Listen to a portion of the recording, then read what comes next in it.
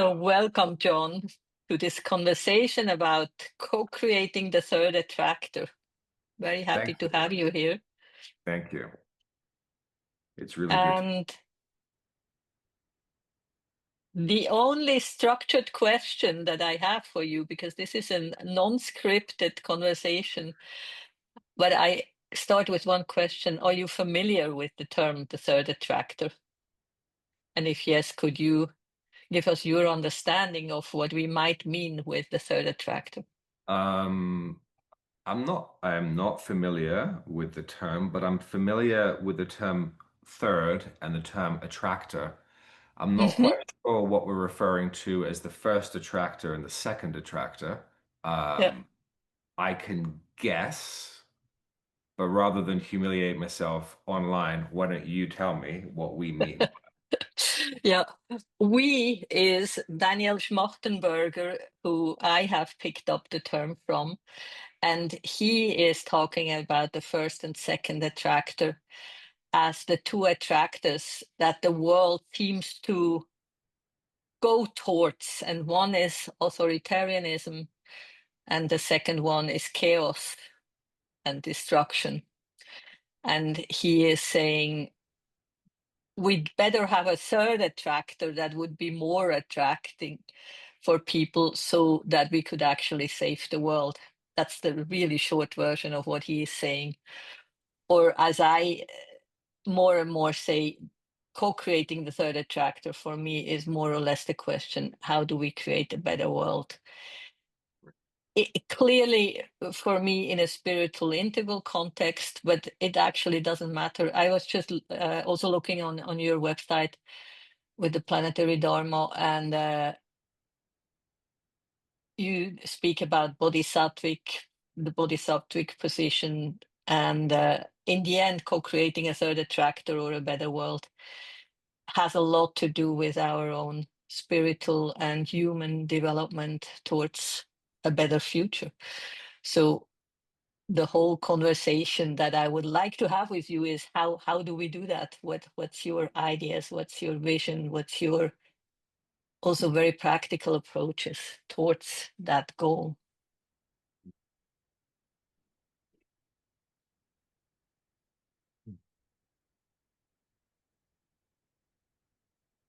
Hmm.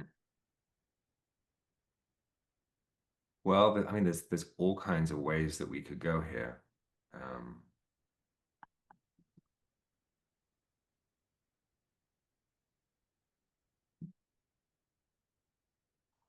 I mean, the biggest.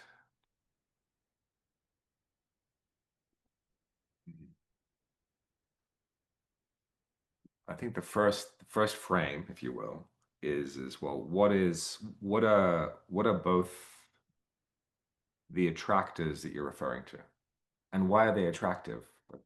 What are they? Um, I mean, the truth is when we sit right here, right now, they're not here. Mhm. Show me the attractor. No, it's not here right now. I Okay. agree. No, so in that sense, then we can dial in, well, what both of the attractors are stories. Hmm. Okay. So they're both stories. So story has uh, a deep structure to it. The the deep structure is based on certain ways of thinking, right? So there's a cognitive dimension to the story. And then the story is wrapped in imagery. Hmm. And the imagery is what makes it attractive. Because if we want to talk about sacred world and these two things existing within sacred world, and what I mean by that is well, that's if that's true, if there is a sacred world and that sacred world has principles, then the principle of attraction, how does that work and what is that? What's happening there? And Hmm. that's where we have to move out of kind of our a more meat and potatoes spirituality of form and emptiness and something simplistic.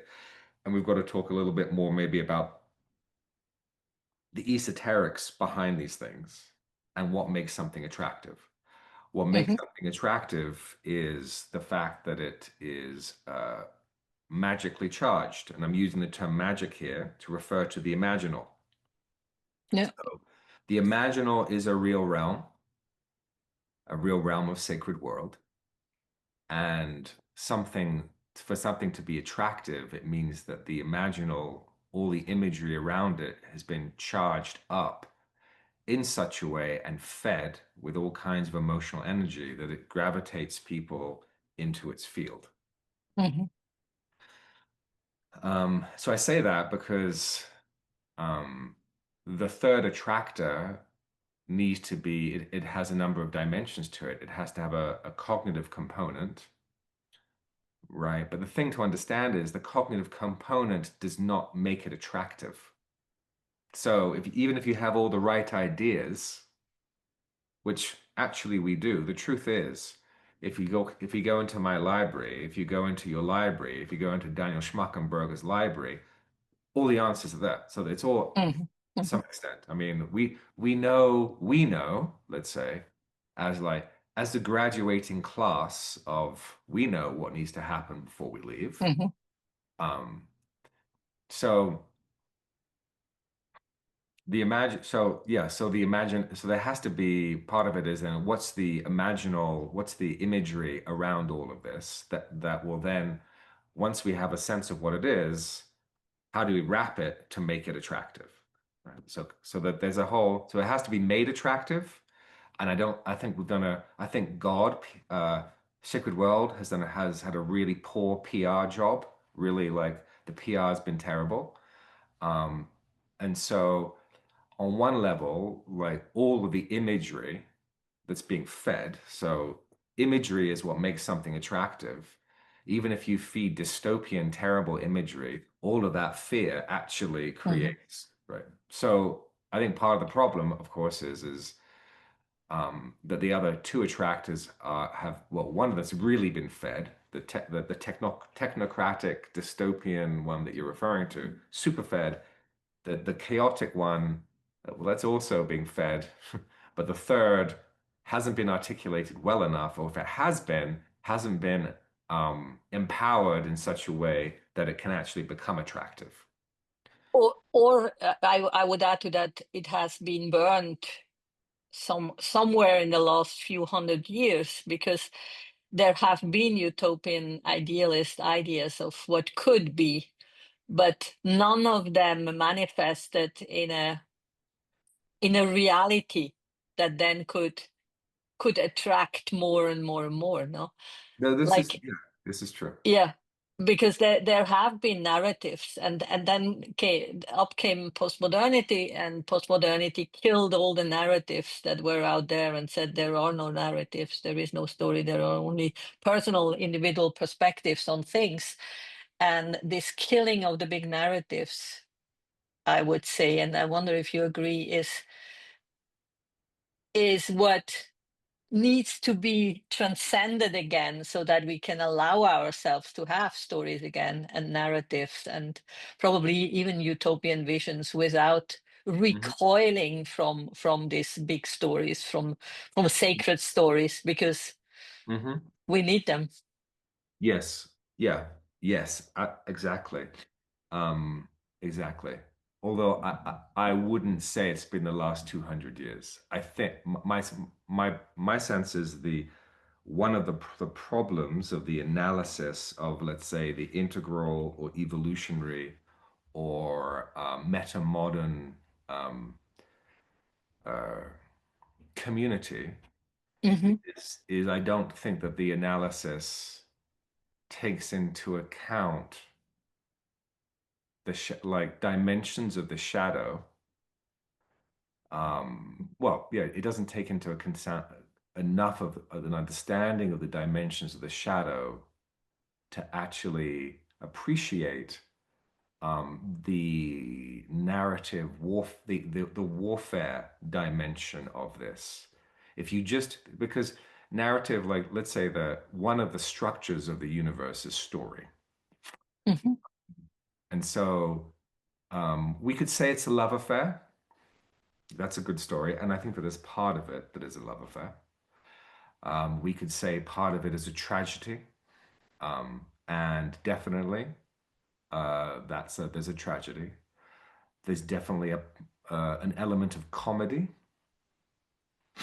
right? There's an element of comedy, um, but I do think that the some of the lack within those communities, our community, if you will, because it's our community, is a lack of appreciation of, let's say, some of the cosmological elements that were thrown out with modernity and then weren't Yeah. there. So by the time we get to where we are, they are um, facets of the story that we're not that aren't actually being seen. Like it's like we're only seeing some of the chapters and perspectives, and not the why and not the why and not some of the wider ones, which I think are are very important. And those and part of that is because of the loss of the dimensions of the sacred. Because often what happens is when the people that we know in our community, when we awoke kind of out of modernity or out of post-modernity, Hmm. right? And then usually that awakening was a one that was facilitated by the kinds of levels of cognition at those levels and above, which meant a kind Exactly. of so that was all the kind of awakening to the ground of being, awakening to the evolutionary drive, awakening to all the things that would be appropriate to awaken at those higher levels. So Yeah. there's an awakening at the modern level, cause and effect, science, logic. Okay, check. There's awakening at the postmodern level, context, relativity of perspective, check. Awakening at the kind of modern level, integral level, hierarchical, holacracal development, check. Awakening, let's say, meta-systemically, and so, okay, yes, I think we have all that. But the problem is, so we have people who are, let's say, awakened at a meta modern perspective, check.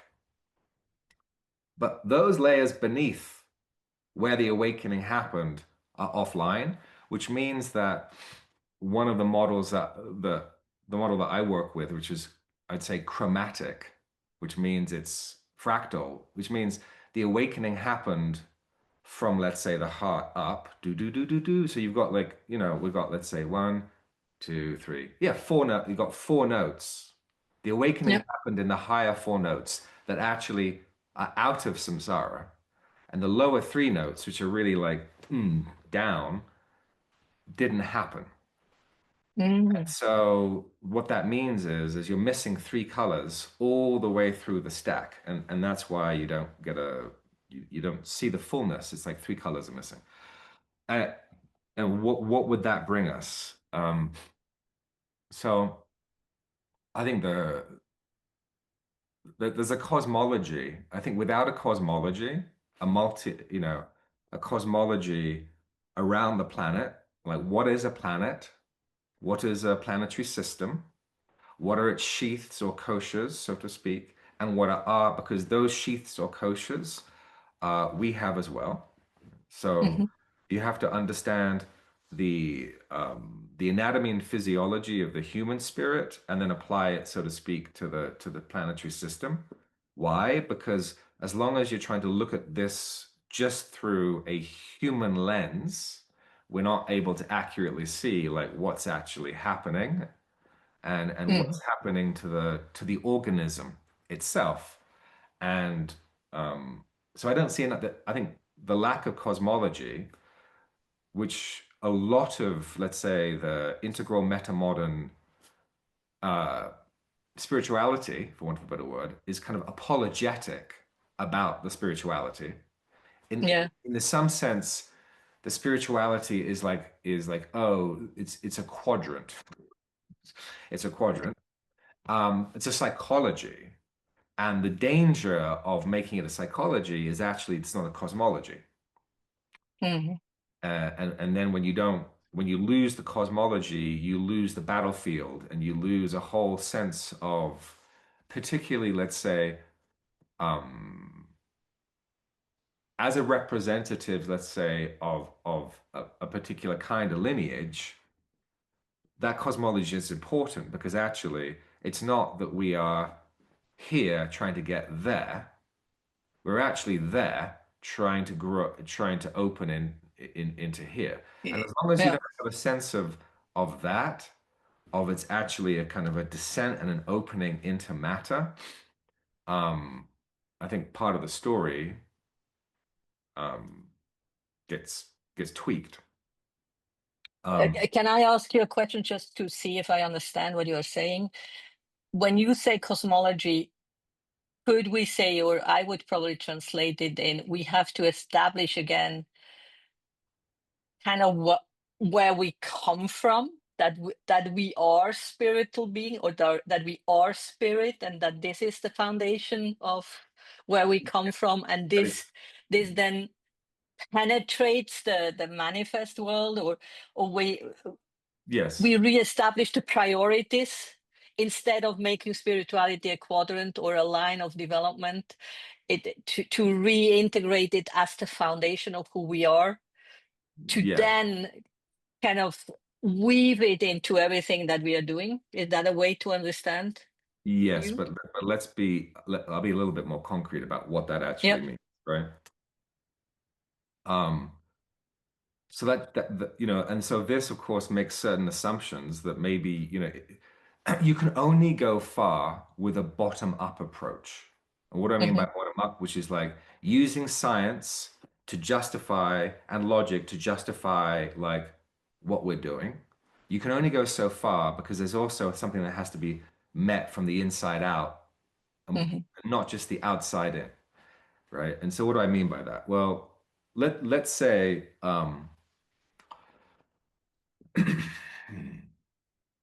let's say that the real reality is not the cave, the real reality is the land above, so to speak. Yeah. Right. And so um, within that kind of Neoplatonic cosmology, if you will, so of course, the, how would you say? Let's talk about, let's say, heavens and hells as real structures, not just psychological structures, but actually real structures, and real to the Hmm. extent the hells are real to the extent that because we no longer believe they're real, we haven't been able to clean them out. Yeah. So you imagine the realms of the planet like tissues, and the tissues are all gunked up now, particularly with a vast accumulation of karma, because we haven't understood as a species about how to clean it up.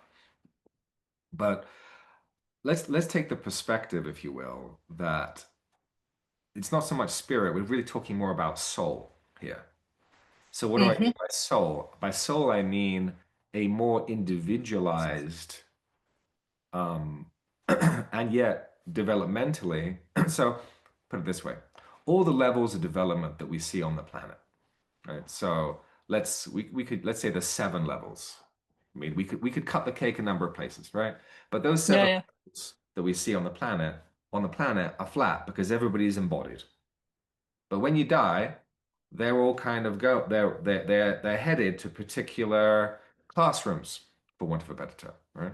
Hmm. So when you and I, when we're lucky enough to slip the coil, if you will, we're going to find ourselves in a particular kind of dimension or realm. From my experience, what I'd say is these aren't like Matisse impressionistic kind of like vague collective unconscious swimmy type things, that there's as much structure after death as there is here. There's laws, of Mm. a little less, but yeah. So, so to the extent that the biggest game in town is birthing into matter, that's what we're interested in. Like I'm interested in, like you're interested in, like the third attractor that causes our planet and humanity to bloom Yeah. into a planetary garden university of truth and beauty and goodness. We can see that, we can Yeah. feel that. The bloom, that's the blooming, right? Okay, so but to the extent that say that culture or civilization is already operational, And what I mean by that is it already it's operating in the subtle. It's just it hasn't managed to actually bring itself forth because the whole perennial tradition will say there is definitely a process of crystallization of descent or from the interior outwards. So maybe I don't tend to look at it actually from the top down. It's more from the depth in coming out. Hmm. Hmm. Um, so let's just say that the way that cultures get born is that they're kind of built and designed already and operating already, and then they make their way to the edge of manifestation, and then they they attempt to be born into reality, right? And the whole kind of esoteric, perennial, full cosmology of all the traditions would say that's how it works.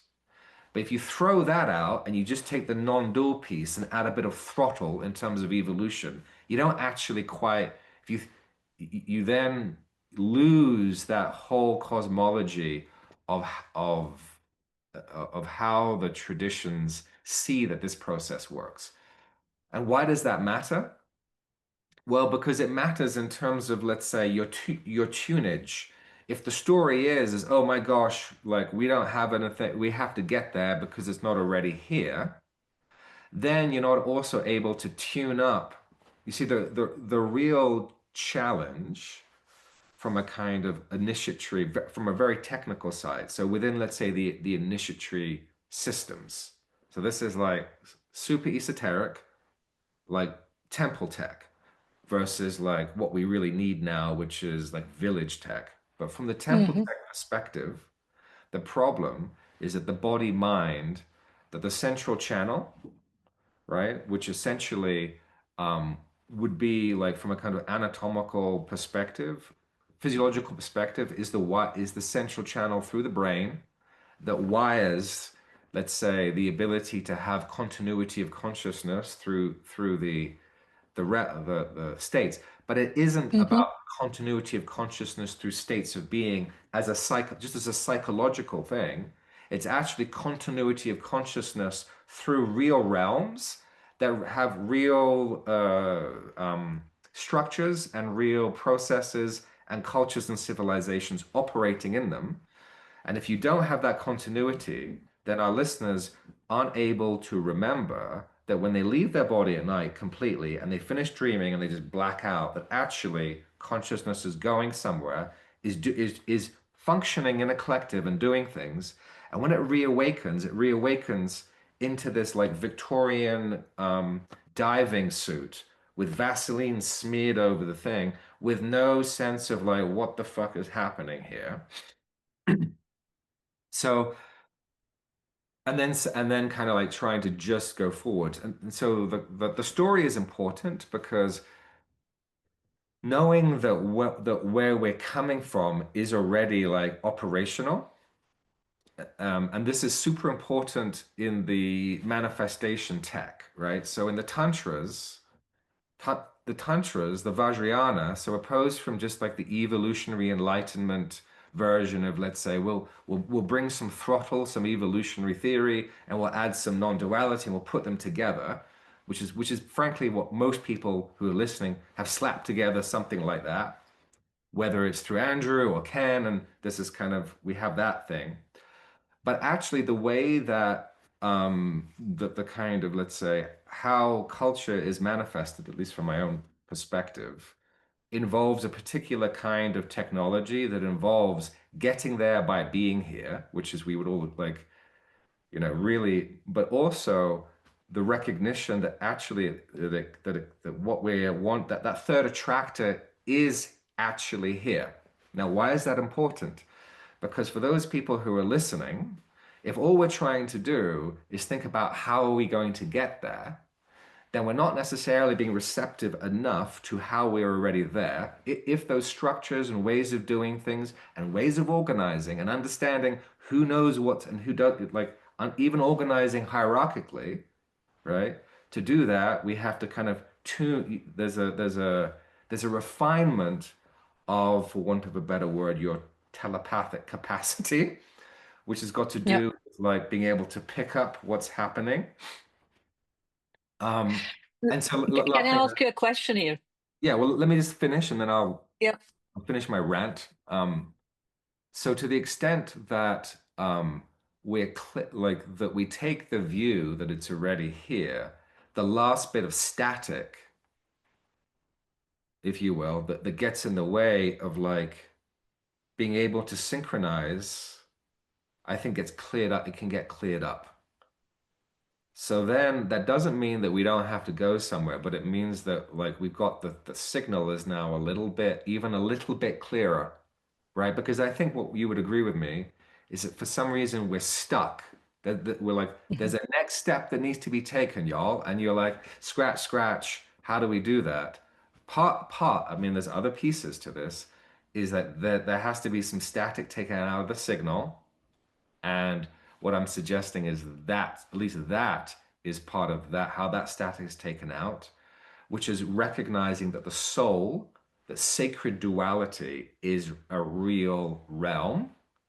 And in that real realm, there is a real story. And part of the story is it's a war story. And war stories involve a lot of deception and a lot of obscuration. And we're talking about like seventh generation warfare. And so if you're not smart to what that might be, then we're going to get caught and frozen the way we are frozen right now. Mhm. Yeah, that's so. I have about 100 questions in my mind, but I will start with one. You completely get me to that point where you say we have to learn to attune again to something that is already here. That's Mhm, how I would probably put it, or to deeply listen to mhm. to what wants to become, to what wants to be. Where I'm not sure if I understand your philosophy or your belief or however we want to call it. In my worldview and belief system, this listening is really essential. And what is also essential then is to respond to what appears. Mhm. Our own agency of responding and co-creating what is being manifested in this realm.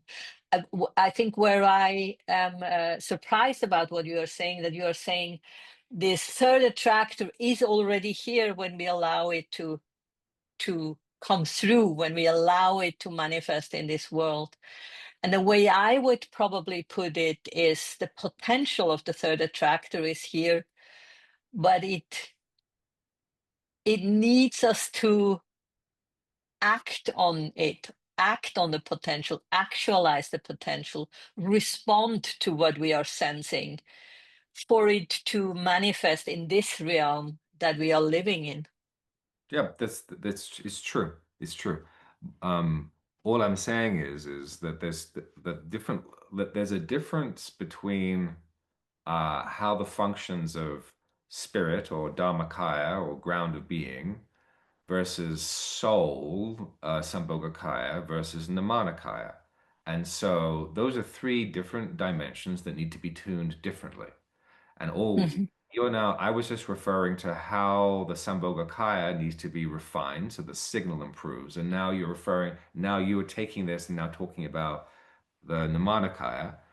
And yes, of course, I mean, one has to be able to differentiate enough to understand how the different processes work. Because mhm, so the point of view from the Sambhogakaya perspective has also got to do within the larger curriculum, let's say, of the sacred, because we're not just talking about uh, you know the world. We're also talking and the manner and how we get there. We're also talking. There's also part of this which is also related to your and my and our listeners. Let's say development and maturity as sacred beings, yeah. right? Okay, so. And of course, as those, let's say those three dimensions, because I think we could probably agree that we could cut the cake that way, like kind of body, speech, mind, personality, soul, spirit, Nirmanakaya, Sambhogakaya, Dharmakaya, and there's different principles that work in different structures, and they have to be like integrated. Mhm, So to the extent that the Sambhogakaya knows and experiences, and that the hookup between those realms becomes such that like you are already functioning there, right? And feel that and know that. And there's an important piece there about building that bridge that's related to the imagination. Okay, so the hookup between the Sambhogakaya and the Nirmanakaya, there's a hookup, right? Because what we're talking about is two things. One thing is like a vertical dimension, and the other one is, Mm-hmm. let's say, a forward dimension, which is, right? So to the extent that we want to get somewhere in the future, we're here, we want to get there. It's what you're talking about. Well, to get there, you're gonna have to do something. Yes, it's true. But there's also this other dimension that if you and I died right now, if our listeners died, where like to what degree are they aligned that they are already Mm-hmm. there? Mm-hmm. Okay. And all I'm saying is there's a relationship actually between like the skillful ability to make the choices and the free will to get there. Yeah. Yeah. Also, that is based on how like deep all of this is into the is manifested into the brain. That makes sense because of course we're all going to have to improve our decision making skills and Mm-hmm. our seeing. Like let's put it this way. It's like thinking holes, feeling holes, seeing holes, being holes, right? You got to think first. You got to think about it. Okay. So I think everybody's listening is like we've done a lot of thinking. A lot of thinking has happened. Much thinking, much CC. Okay. And then you got to feel it. So you got to start Yeah. feeling that world, right? Because that developmental process leads to manifestation by actually be also developmentally be like getting there more and more and more. There's a relationship, I believe there's actually a relationship between the two. That's Mm-hmm. part of that's part of the Bodhisattva path. To the extent that it's manifested into your body mind, the way that most of us are walking this path because we're all woven into a whole you're woven into a whole field of relationships, and so are the people that are listening. We're not in a monastery. It's not like we know two Mm. people in a cave, right? So Yeah. to the extent that you and I and our listeners kind of that it's awake that the awakening deepens, so go from thinking to beginning to feel this world more and more. At some point, actually see it. That isn't just a kind of like vertical. It's as that happens, the response of the world becomes the synchronicity, which is one Mm-hmm. factor, meaning the world system, because there's a cosmology here, that the world system or the anima mundi is also attempting to do this with us. It's not like we don't have Yeah. it. We have the elven cavalry. Like there is some cavalry who wants to support. That's the synchronicity.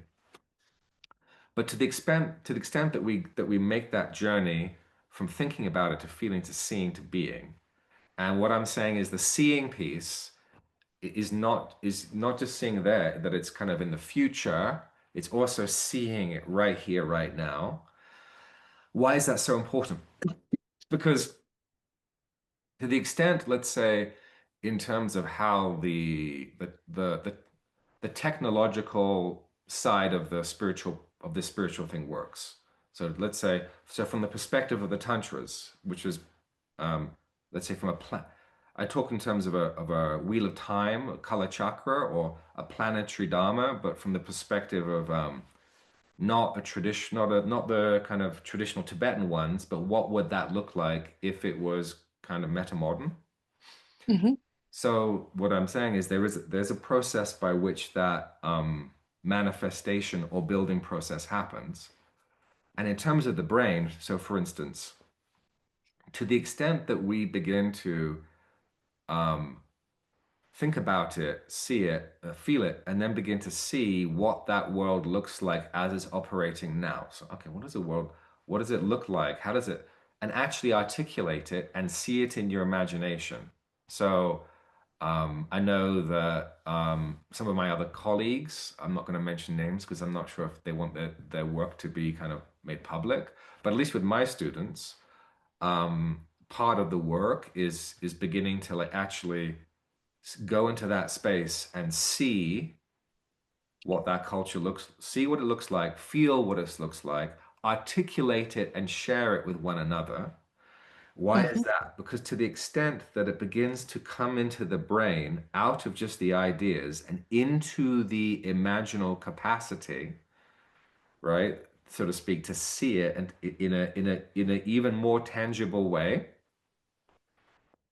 to the extent that that happens and it pulls it down into your own brain in a more tangible way, because let's say, because the world isn't out there, but that includes all worlds. So, for instance, what's your imaginal body? So, to our listeners, is what is their imaginal body? Is Mhm. that like just like if this is our physical body and the physical world is also your physical body, okay? What is your imaginal body? Is it populated, right? Is it actually, if you're honestly, is it honestly populated right now by like dystopian, oh my God, and chaos? I don't know. Or is it being populated already by, are you already sitting in that mandala Mhm. in your emotional body? Why? Because your emotional body and your imaginal body is not only, it's a real realm as well. And so as you do that, you are kind of descending and ascending at the same time and helping to bring something through Yeah. into Yeah. the collective imaginal field. Because from, you know, from esoteric theory, the boundaries of my psyche and the boundaries of your psyche, there are no boundaries, right? That's all self-existent, you know, nonsense. So to the extent that we can begin to pull into the imaginal realm more of the story and see it, then actually that's how the process begins to come down. It's Mhm. too dry. If it stays just as idea, too dry. It has to get juicy, right? To get juicy, that's what makes it attractive. So the juiciness to get charged up, you have to feel it, and to feel it, you have to see it more, and then you have to already be in it, right? And so when we are already in it, like, and this has got to do with in the tantras, this has got to do with like deity pride, and which has got to do with like you know, listeners, you're already, you are that being, you are that bodhisattva, and you're already in that world. How would that feel? And if you can maintain how that would feel, you create a certain kind of pressure and a certain kind of attractive Mhm. capacity. That is the third attractor in your in all the listeners' life. Each to the extent that you've created that third attractor, Yeah. and of course we're all saying we're all thinking about the same thing, we're all feeling the same thing. Now can we see the same thing? And that's how it slowly, the to the extent that it comes closer. Of course we have to appreciate that there are the baddies, and the baddies, they're thinking something and they're feeling something, and they're like, and so there is definitely a fight on, Yeah. a war on, and that's like the classical like war against good and evil. Mhm. You kind of have to recognize the nature of the mythic time that we're in. We're in the end of time, right? Like we're not Yeah. going to be running on a fucking Gregorian calendar in 50 years. Like you think AI systems are going to be like, oh, that's a really good idea, this irregular, like no. Like time, the calendar, the synchronization is the ultimate way that you just basically create synchronization. So either we're going to have a sacred time or we're going to have prison time, Mhm. right? So there is, This is really beautiful how you describe it, and I just realized something interesting. I I just wrote a little book as a spiritual science fiction that mm-hmm, does exactly what you described in the last 5 minutes. It mm-hmm, created a very small but very powerful realm of a new world that is based on what I feel is the third attractor and can be the third attractor. Mhm. And it's not yet a bestseller, but I can feel it. I can feel it in myself that there. I just realized when you described the process that I think this happened with this book. Yes, yes, It yes, yes, came in yes. from where it already was, That's right. and got manifested in this very small story, that there is something so alive there in Yes, myself and in the book, yes, and in the few people that actually connected, where I feel like, oh wow, that is how story could help to yes. to So what I'm saying, manifest. exactly what I'm saying is it is the tech. It Yeah, is the because everything sits inside a story. yeah. Everything sits inside of the story. So you can be very careful about the story. Like, is the story like this? Is the story adamantine? Is it like a diamond story? Because the story is a tech. Is Hmm. story is part of tantric tech, occult, esoteric. When I say tantric, what I'm meaning is because we lost the sacred at 3.5. Okay. So what is three? What does that mean? It means well, actually, Newton, Isaac Newton, 90% of his time was spent on alchemy and on spiritual pursuits. Okay. Mm-hmm. So there is a whole academy of sacred science that has been suppressed. And part Yeah. of, and this is the tech piece of this. And why is it suppressed? Because sacred science is completely neutral. It can be used for good, it could be used for bad. Hmm. Alchemy, like in terms of, let's say, Yeah. spiritual pharmaceutical, spiritual pharmaceuticals, neither good nor bad, right? And the oldest game in the book is to take a poison, say it as medicine, take a piece of paper and say this is really valuable. Take like a really weird calendar, say, oh, this is your like all of this is a way of basically, it's just kind of like Hmm. um how would you say? It's like it's Roman imperial ways of just like controlling people. And so the tech of that was like of building uh sacred mandalas, like so that would have been, let's say, a city state. So city state and the priests get together and they design their egregore, which the egregore is the subtle structure, and then they're like, okay, we're going to add some stories here and some songs, and we'll start, and the people will start and boosh, you get this like right, this mandala, if you will, that Hmm. is a kind of a sacred city state. So because Hmm. we lost, because that we threw out the baby with the bathwater. Like what I mean by a lot of the people that are listening, they're going off and they're doing their psychedelic journeys and their shamanic stuff because they realize, oh, we lost some of this tech, and that hasn't been well integrated into, let's say, Hmm. the the psychology and the non-dual, right? But when you actually integrate them, you have a kind of a, a tantric or vajrayana or adamantine kind of tech that includes how story is used to synchronize, to manifest. Hmm. There's a whole kind of technology that integrates, physiology, the brain, stories, the breath, centers of energy, communal practices. How do you share a story, right? Yeah. So that actually we're running on the same story, which means we're running Hmm. on the same imaginal tech. But the Hmm. imaginal tech isn't just like something that's psychological.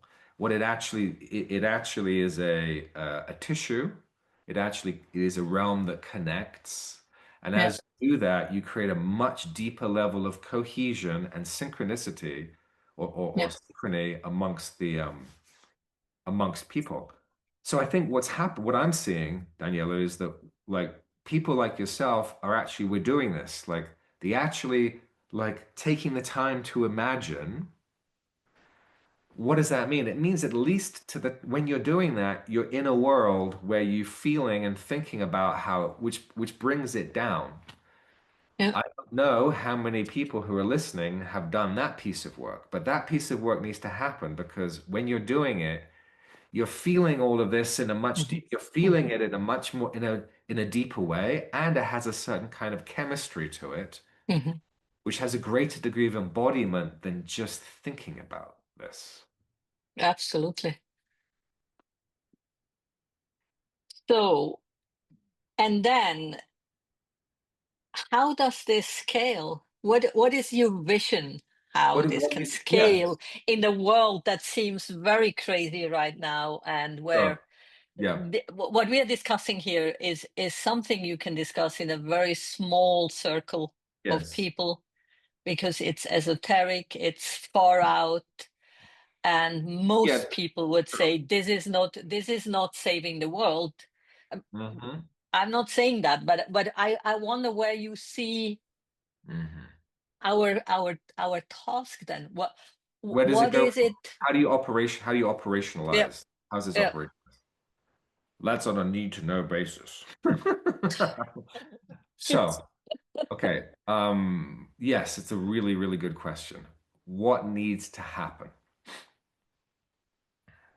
There's a number of there's a number of pieces because if you know on a board, if you're at war, certain Mhm, moves have to be made simultaneously. The first thing is there if what we're saying is if what I'm saying is true that they're already happening. Okay, if what I'm saying is true, they're already happening. So and that's yeah. okay because so then the next but what would be the next degree of intention? What I think what is the next degree of intentionality? Um, I think one of the there's a number of obstacles. One of the obstacles is hierarchy. Yeah. Um, and what do I mean by that? I mean that, and obviously it's a sticky piece, right? You know, I think one of the shadows of turquoise is green, meaning it can repeat the same kind of green things at a higher level. Um, because I think we have to be able to understand and differentiate hierarchy. How do we do hierarchy? How do we Are do? you talking about leadership? Could Yes, we translate leadership. it in leadership? Yeah. Yes, I'm talking Because about leadership. yeah. So I'm Yes. talking about leadership. Yeah. I'm taught because of course, as you well know, guru is a four-letter word. Damn. Right. So that's a problem. It's a four-letter word. And it's a reason why it's a four-letter word. It's a good four-letter word. There's a reason why it's a four-letter word. It's because yeah, it's been messed up. So we have to, one of the things that has to be worked out is how do we do hierarchy? Because Hmm. the adversary, the deceiver, the defiler, if you will, has no problem using command hierarchies. Exactly. Why? Because hierarchy allows for power, like lenses. It allows for power. So how Hmm. are we going to do something, the combination of centralization and decentralization, right? Because we're learning, like, okay, decentralized, that's the best way to do guerrilla war. We don't want to like put it all in one thing that can be, right? Hmm. But we also recognize that they're going to have to be linked in some way, right? Yeah. So we have to see the structure first, okay? Like, okay, there's communities, and we don't want to. Those communities need to be linked. Now, how do they get linked? So on the back end, you need to have a temple tech, which is what I'm describing. There has to be temple tech. On the front end, we need needs to be developed. And again, because of the issue of hierarchy and nobody is like like it's difficult to get agreement. Okay, but let's say we were able to get over that. We're like, oh fuck, yes, we really need to do this. What's needed? Well, the sacred secular operating system. Okay. So what needs to we need to be able to have a cultural operating system. What a cultural operating system is code. It's a teaching, right? Because if you're sick Yep. now, Dharma. yeah, it needs to be you know, what we it needs to be such that it integrates the three main drives of healing, awakening, and growing up into a simultaneous into a operating system or code that is first thing is there is a particular kind of the next so there's a next gen to all of this tech. Like, thank you, Uncle Ken, for those integral models and thank the meta model. But there's the next level of tech that integrates that into the next level of articulation. Hmm. Okay.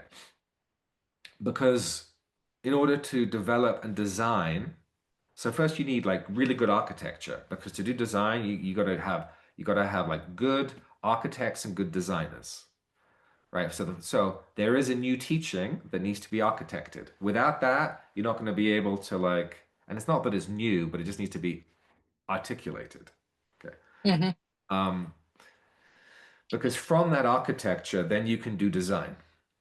So one of the important things with design of the code, so the code is related to the language. Language is related to Sambhogakaya, right? Body, speech, speech and words, very important, right? So once you get the speech right, the code right, what that means is that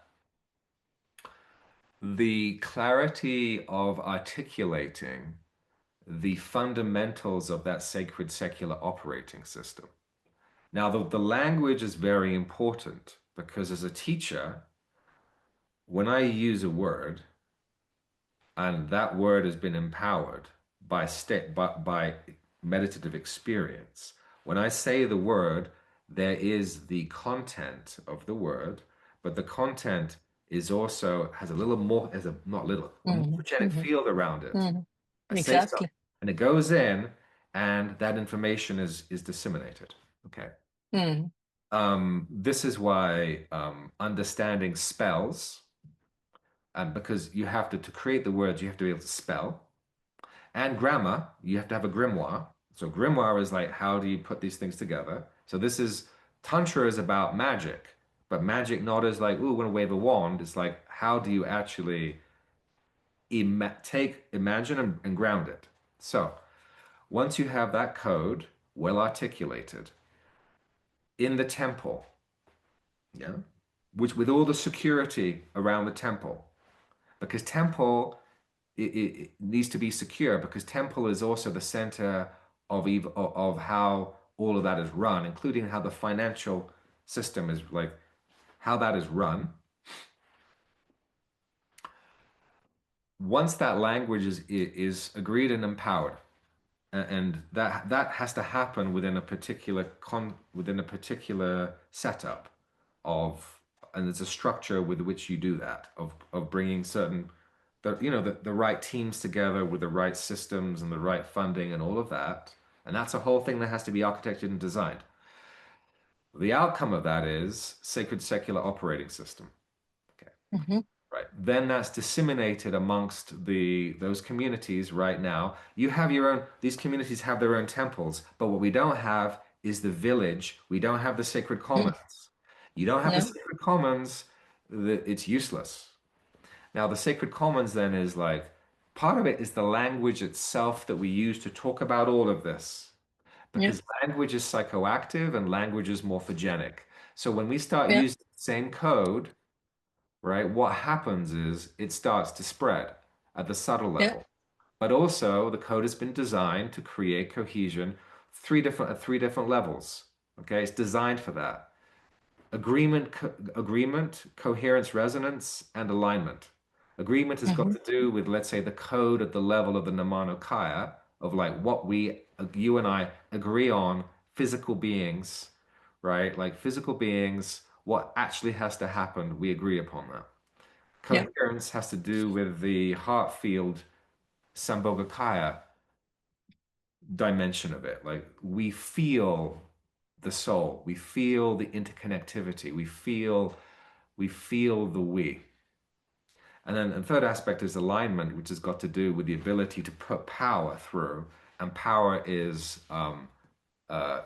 is power is the ground of being itself. Mhm. So to the extent that that language and has been agreed upon, that then is shared, well, now we begin to get some, you know,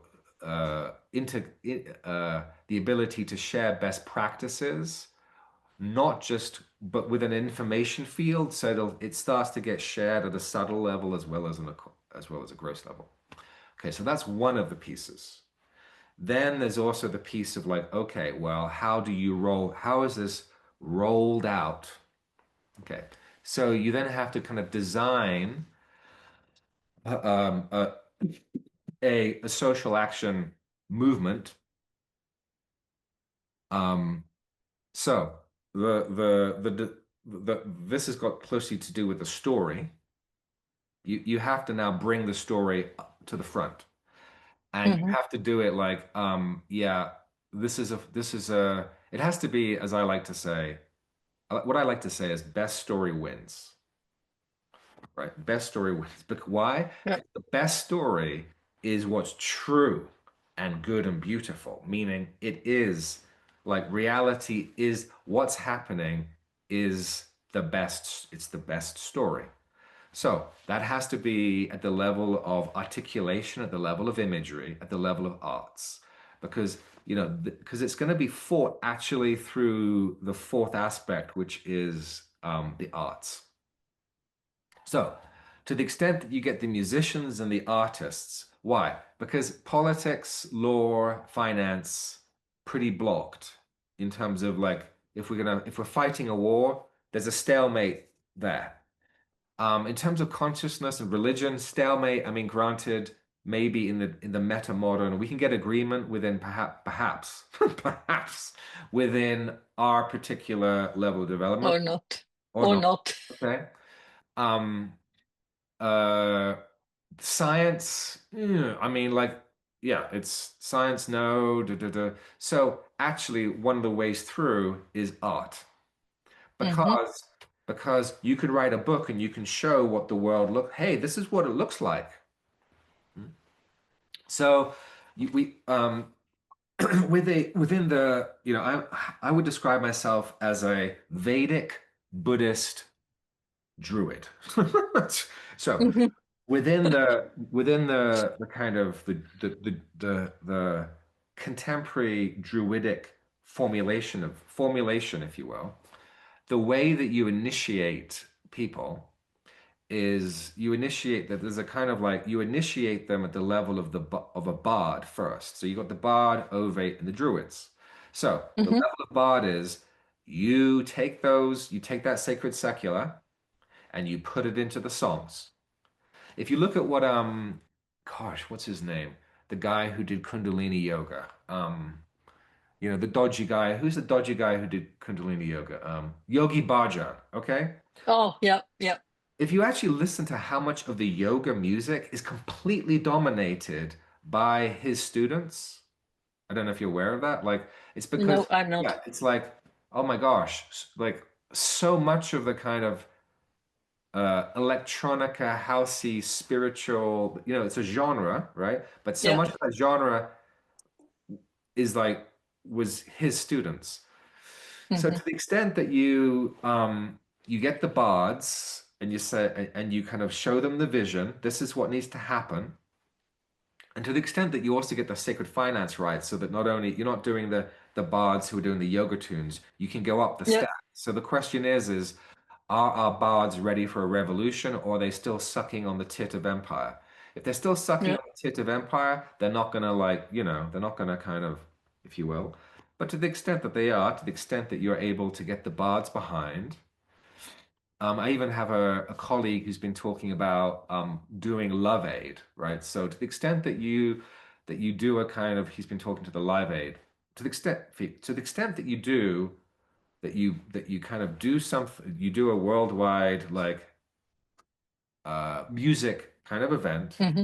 but you embed inside of this, inside the little app, hey, click this and da da da, and inside of that, so to speak, is the ability to disseminate a whole technology of love wisdom.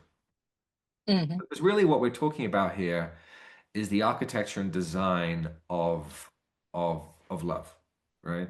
The way that in the model, the chromatic model that I work with, if we think of perspectives taking, 1 to 7, and that's like once you're above 7, you've graduated, you're not hanging around this little planet. Trust me. So what's needed here is humanity, like actually the place, it's not seventh person perspective. Seventh person perspective is great for architecture. What it is we're looking for is the mid place, which is fourth person perspective, which is like sacred green. Now, green, if we look at, let's say, O'Fallon's model, Stage's model, is 4.0 and 4.5. So the culmination of green, when green gets fully purified and it becomes emerald. Hmm. So what is emerald? Emerald is a a a planetary, civilizationist culture that has reached the heart center. Now, Hmm. that has to be the architecture of that has to come from seventh and sixth and fifth person perspective to architect it. But what you're trying Mm. to architect is is the heart. And what's the thing about the heart? Well, the fourth person perspective is like we love everybody, right? All lives matter. That's kind of like the best of green, Yeah. right? And the best of 4.5 is, oh my, there's more above and there's more below and there's people below. It's just the ability to recognize that there's development. So essentially, And how do you integrate all stages then in a model like this? I mean, I'm with you. It in the end, it's all about bringing everybody together from the highest place. But when I think about how dominant the traditional religions like Christianity, like Islam, for like sure. Hinduism still are, what's happening there? Is it what is the vision? Is the vision that the new narrative, the new story could integrate it all Yeah, and so and kind of bring it together in the best possible way? yeah, Or yeah, sure. Obviously, we're talking about a fight.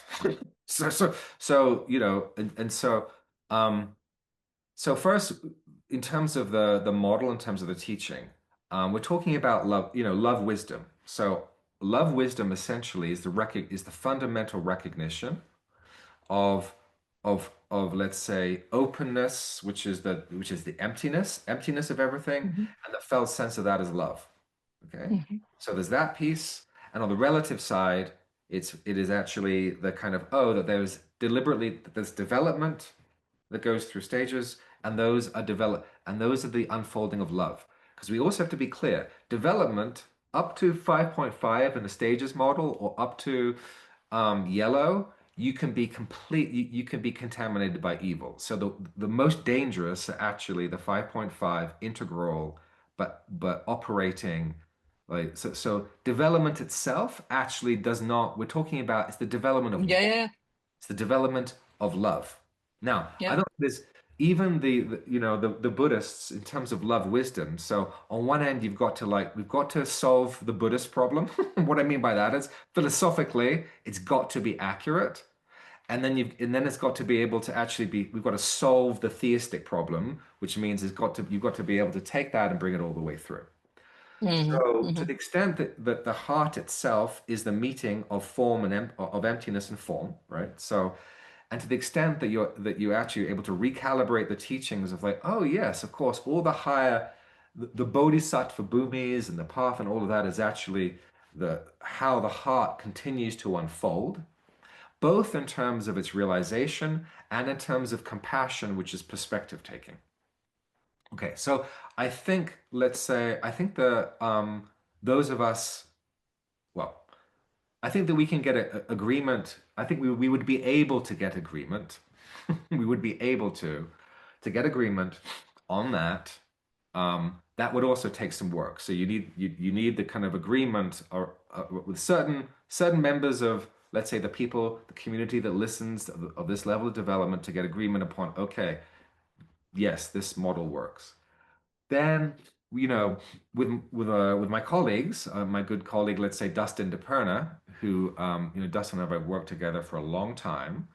Um, we have the ability to then translate that core sacred secular temple tech, right? So there's two things. There's the village tech, which is basically for the secular people who aren't in any religions. Mm-hmm. What is a simple enough version that is kind of like open source? Okay, because you want Mm-hmm. to open source it. Mm-hmm. But you also have the temple tech version, which is, hey, this is what the sacred secular looks like all the way up the stack. But we're not Mm-hmm. trying to like, we, right. But to the extent that you have a sense of that temple tech stack, all of that can easily be translated into all of the traditions. That's not difficult. We have the Yeah. ability to do that. Now, you're not going to get agreement, but you'll be able to get agreement at green. You'll be able to green and to the extent that it's like penetrates down. So to the extent that you're kind of like that the how would you say that the attractive factor. So part of the tantric tech is how do you make something so juicy and attractive that people want to like take their clothes off and run towards it. So Yeah. Yeah. yeah. Exactly. So that's got to do with how you circulate bliss energy through all the technology that I'm talking about. So Mm-hmm. on the back end, there's a kind just like with advertising. Well, how do you make something? Well, yes, bliss energy has to circulate through the system so that as you kind of lower down or offer an upgrade, it's like offer an upgrade to the traditions that actually can take everything they're doing and just Mm-hmm. yeah. And are you going to get no? It's going to be fought out. But the thing is we have to appreciate the time that we're in, right? Like the way that I think about this um is in terms of fire. So we began our tool making journey rubbing sticks together. And now everything that I look around and everything that we see around us, this is all the harnessing of fire. Mm-hmm. And right, like the whole tech involves, and part of the mythology of the Kali Yuga is we displace the fire out. Like we don't internalize the tech and the fire. We kind of like play it out outside of ourselves. Mm-hmm. Yeah. So clearly we're getting to a moment with artificial intelligence, which means with the fire, they were about to light a match and throw it into kerosene and go, let's see what happens. Because that's like fire everywhere, all at once, like the whole field kind of completely alive with fire. So I think so when we get to that point, we have to realize like, oh wow, there's two wheels here. Either this wheel goes the right way or it goes the wrong way. And um, it's kind of like it's a hell's Mary. It is a Hail Mary, so to speak. But Mm-hmm. it does take that kind of yeah, yeah. It's like, I mean, I think this is where we are. That's kind of what it would take. I mean, obviously, there's a lot more to that, to a vision like that as to what needs to happen. But I think to the extent that we realize how serious it's getting, um, somehow we're going to have to come together at a next iteration to work these things out. Mm-hmm. And I sometimes wonder. what needs to happen for more people to actually even connect to visions like this? Like, because I can totally relate to everything that you are saying, but then I also work with people and know people, as we all do, and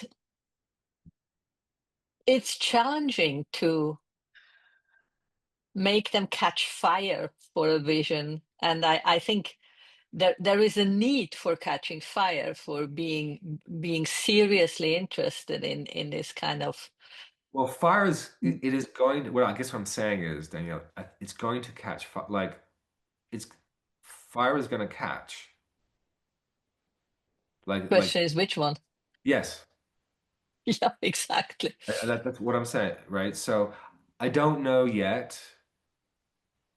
The person that you're referring to, right? I don't know if to what extent do they feel like, oh my God? Hmm.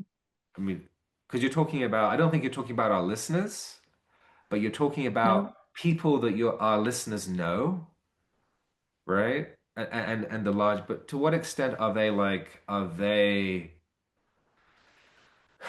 um, yeah, to what extent are they ready to sign their name on the dotted line? Because Exactly. I think what's happening with the adverse, I think what's happening is our adversaries are, if you will, like I think their hope is it gets to a point where their solution is like you sign your name on the dotted line. Boom. Yeah. Because it's so And I bad. tell you what to do. And I tell you Yes. what to do. Yes. Yes. And many people actually like that I tell you what to do. No? Oh, yes. I mean, yes. But I think that there will be an I hell. There will be a we. There will be a we need to. We you do need to be told what to do, Hmm. right? I mean, because Yeah. that. I mean, yes. Not being told. I think we have to find a way. First, we have to be able to articulate so that people can see that that they have a decision. Hmm. There's a Yeah. Yeah. decision to be made, okay? And the decision of two of like two. I mean, archetypally, I think archetypally, it is like the Kurukshetra. Is it the Kurukshetra, the battlefield of the Bhagavad Gita, where the Bhagavad Gita was like set. Right. Hmm. What I mean is there is a battle between two forces. And the Hmm. thing is actually I like a lot of like, hey, it's like in the Bhagavad Gita, they're like, hey, it's my teacher. I see on the other side, right? It's like my friends. Unfortunately, Hmm. unfortunately, um, but it hopefully doesn't come to like actual kinetic. But in terms of a decision, we have to decide that I think there will be a decision that everybody is going to need to make in their lives Hmm. as to which way to go.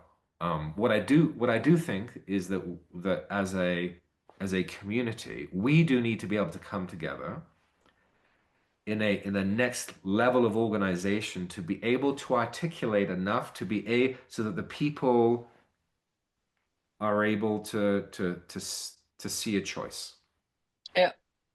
And I very much agree with the coming together. And I don't see it yet, but in my conversation with Rob Smith from the I Am Institute, he speaks about a minimal integrative worldview that we have to create, come up with, that could actually connect the different Yes, kind of like-minded organizations, so that we have kind of a foundation to connect in, to talk about, to, because in the end, for true coherence towards something to happen, you have to have kind of a minimal yeah, agreement that's the on agreement what level. this is all about. Yeah, yeah, Yes. exactly. Yeah. So the agreement level, so you have to have also a minimal viable cosmology. Like I Hmm. don't, there's certain things you could be very, so that it has to be very, it has to be the minimal viable has to be, it has to be holonic and it has to come from seventh person perspective. What is the minimal viable? let's say, from an integral perspective, supermind structure Hmm. that includes everything that needs to be included in a basic operating system. I don't think actually that I don't think that Aqua quite I think it's I don't think it's run completely on that. I don't think integral I think there's another turning of the wheel of Hmm. of articulation that needs to happen um for the whole thing, right? That means another turning of the wheel for the articulation of the upper left, of the upper right, the lower left, and the lower right, so to speak, Hmm. Hmm. right? Um, Yeah. I agree with what Rob is saying is that the next step, and I'm personally looking at that question of like, okay, who would we bring together? Hmm. Because it's not we're not looking for a consensus thing. We're actually looking at like who can build, who is open and willing to Hmm. build together, right? Yeah, yeah, exactly. And yeah, And and it's hard. It's hard to find that willingness, no? In a way that it cannot be superficial willingness. What I see a lot is that you can kind of talk to people, but when it then comes down to the nitty-gritties of money, negotiating or money. money So, too, yeah. well, no, because yes, but from the point of view of power and the shadow around power, if we talk about agreement, there's a agreement, right? Coherence and alignment. Okay. Hmm. Okay. So agreement is like personality level.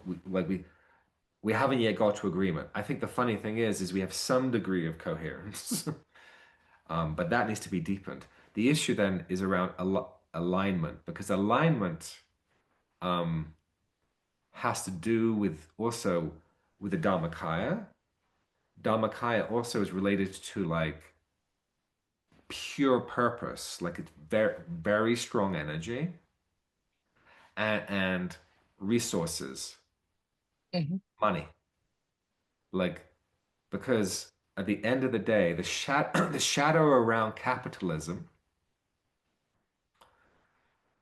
and this has got to do with the shadow, like the deeper structural shadow of the war. We have to understand the nature of money. We have to understand the nature of the financial systems and the nature of banking as something that has been used to control the people.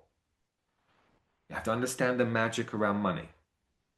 We have to Hmm. like, because without seeing the danger around money, particularly let's say like central bank, digital currencies and all of that. So there's something that's going to happen with money where power, like so we have to also be really, really clear how does the power and the finances work?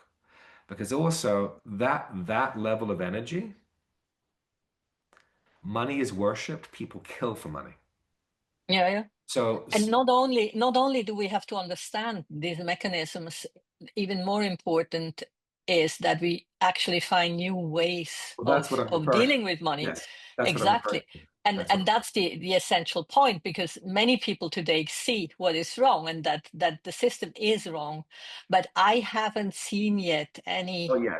No. viable new systems that where I could say, oh yeah, that makes sense now. That seems like a new way of balancing money and power and who gives what Well, and how do we. yes. So even at the building of the team of the kind of let's say the kind of organization that we need to happen, the kind of syndicate, and I mean, I have no doubt that as we're speaking right now, it's being worked out, and I have no doubt that there are probably some people who are listening who know people who are working that out. So it is being worked out. I have no I like your optimism. well, it is being because that isn't your department. It's not my department. It's not your department. Mm, So you also have to yeah. recognize like who is sitting with the understanding that that is their department. And so that is because in order to do all the things we're talking about, it would have to be funded, well funded, um, with as karma yoga. So let's Hmm. okay, what do we mean by that? We mean that no like tentacles around that one would be making money out of. Yeah. Yes, money would be made, but it has to be really, really clear about why we're doing what we're doing. And Yeah. I've seen so much shadow within everybody around this because money is like the root, like this is like coming down to the root level, survival level, right? Hmm. Survival level is like we're not going to be able to eat money. So at some point we're going to have to realize like, oh, we have to be willing to sacrifice. Yeah.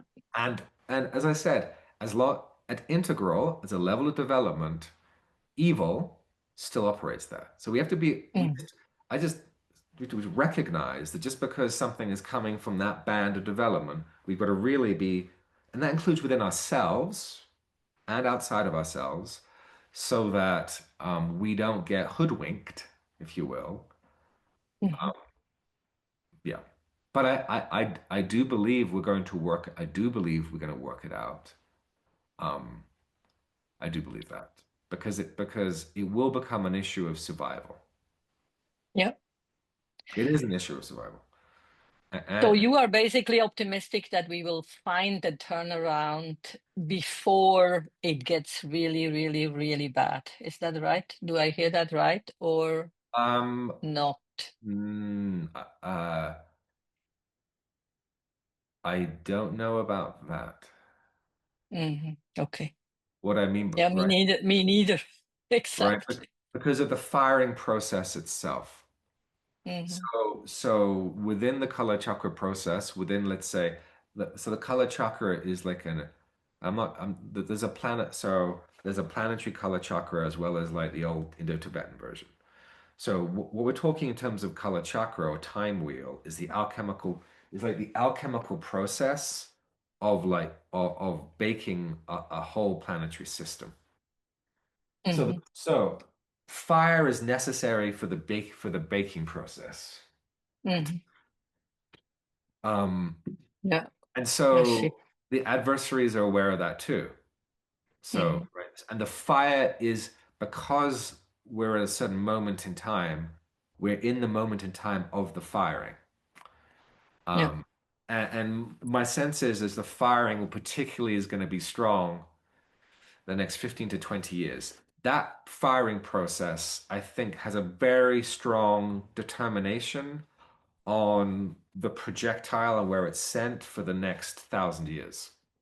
Hmm. Yeah, At that least the makes next sense. 300, 400 years. And so it's going to get worse. Um, it's going to get worse, and it's Yeah. going to get, and the pressure will build up. My trust is that as the pressure builds, that the coming together of the pieces that we are and that you and I are and the people who are listening, that we're doing our purification process. I mean, Hmm. I don't know about you, but I'm still being cooked, Yeah, definitely. right? So we're all still being. Yeah. So I Yeah. think Yeah. our prayer, I mean, let's all in the, in the depth of our heart, let's pray that we all um, continue to do the work that we all need to do Hmm. to personally, interpersonally, intersubjectively, that we take this very, very seriously for the next 7 generations. And that's not just our children. It's like the children of the daisies and the oaks and the Hmm. lizards, right? It's the whole of life itself. Hmm. And that we continue to sober up, we continue to purify our motivations, Hmm. right? Because I have no doubt that like that there are people and other people on this podcast who see the pieces, we're seeing the same thing. I also have no Yeah. doubt that our motivations are still contaminated. And Hmm. how do I know that? Because I believe that if they weren't, it would be we would be there. So we Yes. have to like please let's look at our motivations around this, please. Right? It's not um because I don't know who was it that said I don't know who this was. It could have even been Andrew. It's probably Andrew because it's a very kind of Andrew type phrase. It's like, how much shit do you want in your champagne? That could be Andrew. Right? How much poopy do Yeah. you want in your glass of water? Do you want Yeah. 1% poopy? Now, I just, No. you know, I mean, Yeah. Yeah. okay, so there really are two wheels, and the wheels Yeah. here we're talking about the wheel of multi-generational trauma and the wheel of trauma. So please, let's all be really honest with ourselves about where we are still contaminated and where we're still Hmm. grasping onto Hmm. insecurity, lack of attunement, lack of sovereignty, and we're still wanting to hold on to this ourselves. Hmm. Hmm. And please let's like be aware of the depth of our intersubjectivity, Hmm. right? That you and I right now are sharing like not only are we are a MeWe at the level of our consciousness, we both, you know, we both know Yeah. that. Yeah. And then let's explore how our interpersonal communication can shift more from we. Yeah. In my community, for instance, some of the exercises that we've been doing for a while is shifting even in dialogue using using the royal we, Yeah. so that we're running, that we're talking, we're beginning to communicate at a new level of development. So Yeah. Yeah. this level of the Bodhisattva is a real level of development. Transpersonal. No. It's a real level of development, Yeah. and and we got to be careful because if you overshoot the mark, you undershoot the mark. What I mean by that, if you're going for like if you're going for a realization that's like that you know, and you're not realizing that we're talking about developmental stage and not a state. Yeah. So we have to focus on the bodhisattva dimension of this, not the Dzogchen or the Mahamudra dimension. Yes, that's helpful. By that I mean the awakening dimension, but actually we're not talking about that. We're talking about what is the developmental stage that we need to get to, and how do we articulate the psychology of that? How do we communicate? So what I Hmm. talk about with my students is we go from communion with ourselves to communication to community to commons. Hmm. And so we have to work out what is that level of development, not too high, but it has the best of that, not too low, so it sits right here. Yeah. Yeah. I totally agree with that. My emphasis, and that comes from my lineage and Andrew, is a little more on the awakening is as important as the stage development. So if you go too far just into stage development, what I see in some communities is that it's then over psychologized and everything is psychology. Yeah, Whereas I agree with that, but I I'm not disagree. saying that you are doing that. It's Sure. just for me like awakened teal or awakened turquoise is more kind of what Yes. we are shooting for. Yeah. Yes, but I think what I'm saying is yet no, yes and no. It's the awakened story because because the story is what Yeah. turns the Yes. what's kept Sure. people psychologicalizing is actually not knowing, not understanding the whole story, not understanding Yes. story and not understanding the story as like as a real war for one, like not understanding that part of it, because Yeah. then the awakening part is like, oh gosh, I need military grade awakening here because Yeah. to stabilize that stage really is understanding it's not psychological. Yeah. It can't be stabilized without the awakening, because the Very awakening good. is the intersubjective, meaning where Yeah. our, like right now, I feel that like our awarenesses are like water kind of intermingling, like it's one awareness, so to speak. And Hmm. so that, yeah, I agree with you. But I think all of that gets baked in a deeper understanding of the whole process, Yeah. which I think is actually more, let's say, tantric. And by tantric, Yeah. I mean in the complexity of what it is that we're talking about and how it works. Because, and here's the thing, Danielle, Daniela, if we, let's say, to take the stages model, which I think Terry found has done a wonderful job, the problem that I see is they're just actually articulating the higher third, that tier, as a tier just of awakening and not of complexity. And Oh, yeah, yeah, yeah. the complexity side of it is what I've been trying to share with you and the Yes. listeners. Is it isn't just, oh, wait, yes, yes, the awakening, of course, but it's all of the complexity, Yeah. and if there isn't the complexity there, it isn't that stage of awakened turquoise. That's I so agree with you. I okay, so agree. great. I'm a big fan, or sometimes I feel like I'm the only fan of the Wilbur Combs lattice, because so many Uh-huh. people don't remember that there is this Wilbur Combs lattice that says that Sure. awakening comes from a different side than the stage development. And in that sense, I completely Well, no, I agree think with what you. I think what you do with the Wilbur-Staines lattice is more like that. And Yeah, right? but it's not going up the stages and then you wake up. That's Well, just yes, and I mean, so yes, it is. Yes, it is. It's like actually those higher stages are not, they are not actually stages without the awake. They're they stages. need the awakening. They are Exactly, they stages of need this. the awakening. Yeah, They're stages of this. yeah, And that's what I was saying is it depends on the model. So the yeah, model that yeah, I, yeah. so the model that I, if you just use stages of complex of perspective taking of yeah, it's not enough, because actually what it is if you articulate it as a bodhisattva process, Hmm. Hmm. which is a different model, looks very similar, but it's different because what's understood is the developmental processes or levels of compassion of form, and Hmm.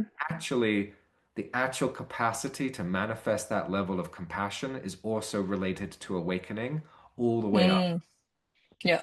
right? So you don't get, so if we talk about, I talk with my students about, let's say, if you're using the colors, I use jewels, let's say, diamond as a, or emerald or ruby or sapphire, to represent that actually those stages have to be, Ah, yeah, they yeah, have to, yeah, they have to be translut, they've got to be purified, yeah.